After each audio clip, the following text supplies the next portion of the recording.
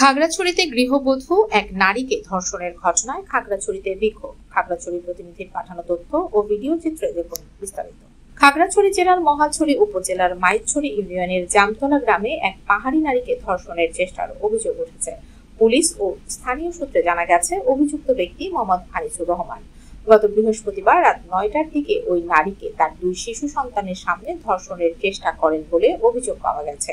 স্থানীয়রা জানান, আনিসুর রহমান শিশুকে ছুঁড়ে ফেলে দিয়ে নারীর উপর হামলা চালায়। তার চিৎকারে প্রতিবেশীরা ছুটে এলে অভিযুক্ত পালিয়ে যায়। পরে পুলিশ ও সেনাবাহিনীর সহায়তায় আনিসুর রহমানকে আটক করে থানায় নেওয়া হয়। ভুক্তভোগী নারী ও তার শিশুকে আশঙ্কাজনক অবস্থায় খাগড়াছড়ি সদর হাসপাতালে ভর্তি করা হয়েছে। এই ঘটনায় জড়িতদের দৃষ্টান্তমূলক শাস্তির দাবিতে শুক্রবার বিকেলে খাগড়াছড়ি সদরের চেঙ্গি স্কয়ারে পার্বত্য চট্টগ্রাম পাহাড়ি ছাত্র পরিষদ খাগড়াছড়ি জেলা শাখা বিক্ষোভ সমাবেশ করে। বিক্ষোভকারীরা সারা দেশে সংঘটিত সকল ধর্ষণের বিচার করো এমন স্লোগানে শহর জুড়ে প্রতিবাদ জানান। বিক্ষোভ মিছিলটি সূর্য শিখা ক্লাব প্রাঙ্গণ থেকে শুরু হয়ে শহরের বিভিন্ন সড়ক প্রদক্ষিণ করে চেঙ্গি স্কয়ারে এসে সমাবেশে পরিণত হয়।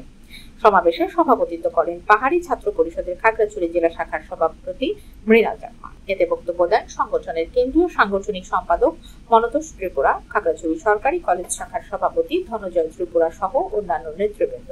বক্তারা অবিলম্বে অভিযুক্ত আনিসুর রহমানের দৃষ্টান্তমূলক শাস্তি দাবি করেন এবং পাহাড়ি নারীদের নিরাপত্তা নিশ্চিতে রাষ্ট্রীয় পদক্ষেপ গ্রহণের আহ্বান জানান।